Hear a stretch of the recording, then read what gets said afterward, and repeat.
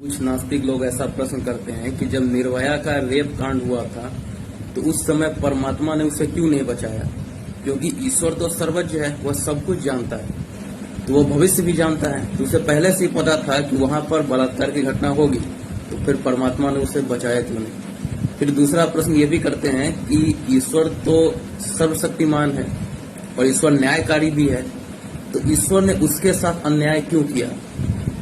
और ईश्वर सर्वव्यापक है, अर्थात वो सब में है, तो बलात्कार करने वालों में भी ईश्वर है, तो फिर ईश्वर ने उसे सद्बुद्धि क्यों नहीं दी कि वो ऐसे काम ना करे। अब आइए इन तीन शब्दों का अर्थ पहले जानते हैं, क्योंकि सर्वज्ञ जो शब्द है इसका अर्थ यह नहीं है कि ईश्वर भविष्य की घटनाओं को भी जानता हो, क्योंकि अगर ईश्वर भविष्य में होने वाली घटनाओं को जानता है तो इसका सीधा सा अर्थ होगा ईश्वर ने पहले ही भविष्य तय कर रखा है। और अगर भविष्य अर्थात भविष्य में होने वाले कर्म ईश्वर ने तय कर रखे हैं तो उन कर्मों का फल भी ईश्वर ने तय कर रखा है। तो किसी के लिए बुरा फल और किसी के लिए अच्छा फल अगर ऐसा ईश्वर ने पहले से ही तय कर रखा है तो इससे ईश्वर न्यायकारी सिद्ध नहीं होता है, ईश्वर अन्यायकारी सिद्ध हो जाएगा। जबकि ईश्वर अन्यायकारी नहीं है, ईश्वर न्यायकारी है। और वैदिक सिद्धांतों में यह है कि जीव जो है अर्थात आत्मा, वह जब कर्म योनि अर्थात मनुष्य के शरीर में है तो वह कर्म करने में स्वतंत्र है, केवल फल भोगने में परतंत्र है।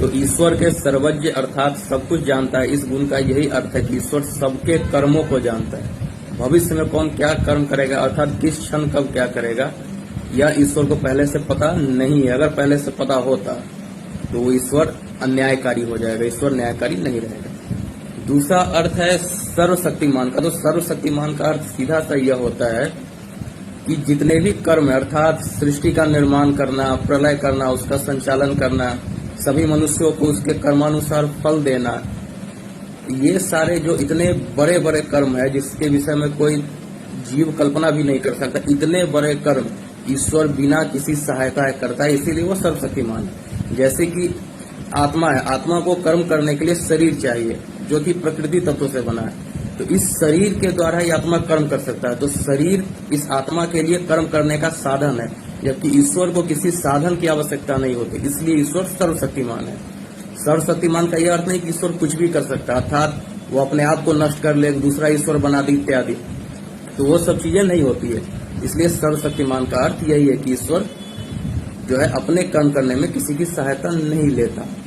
और ईश्वर न्यायकारी है, तो ईश्वर की न्याय व्यवस्था से जिन्होंने भी वो बुरे कर्म किए थे उन सबको उन सबके आत्मा को जो है वो जन्म के रूप में फल मिलेगा, जैसे जैसे उसके कर्म। तो जिन्होंने भी वो पाप कर्म किए थे उन्हें न्यायपालिका द्वारा तो दंड मिल गया, मृत्यु दंड, किंतु वो दंड तो उसके शरीर को मिला है। परमात्मा का जो दंड है वो उसके आत्मा को मिलेगा। तो एक कर्म तो आत्मा ने किए, शरीर तो केवल साधन था। तो परमात्मा की न्याय व्यवस्था से उन सभी पाप करने वाले आत्माओं को उचित दंड मिल चुका है, इस बात में कोई संदेह नहीं। उन्हें उनके लिए कठोर से कठोर जीवन मिला होगा। अब जो एक और बात ये नास्तिक लोग कहते हैं कि ईश्वर की मर्जी के बिना एक पत्ता भी नहीं हिलता और ईश्वर जो मन वो कर सके, ईश्वर कुछ भी कर सकता है। तो ये कुछ भी कर सकने का जो सिद्धांत है ये वैदिक सिद्धांत नहीं है, यह सिद्धांत कुरान और बाइबल से आया है, यह सिद्धांत मुसलमानों और ईसाइयों का है, इसका आर्य धर्म से कुछ लेना देना नहीं है। तो ऐसे जो प्रश्न उठाते हैं, आरोप लगाते हैं, वे नास्तिक असल में कुरान और बाइबल की शिक्षाओं से आरोप लगा रहे हैं, उनका वैदिक सिद्धांतों से कोई संबंध नहीं है और ऐसे लोग वैदिक सिद्धांतों को जानते भी नहीं हैं। तो यही मुख्यतः बातें थी। ये ऐसे जब भी प्रश्न है तो सर्वज्ञ, सर्वव्यापक, न्यायकारी और सर्वशक्तिमान, इन शब्दों का अर्थ अगर आपको ठीक से पता है तभी आप इनको ठीक से समझ पाएंगे। अगर आपको इन शब्दों का अर्थ नहीं पता है तो आप ऐसे ही भ्रम में पड़े रहेंगे और सत्य सिद्धांत आप तक कभी नहीं पहुंच पाएंगे। धन्यवाद।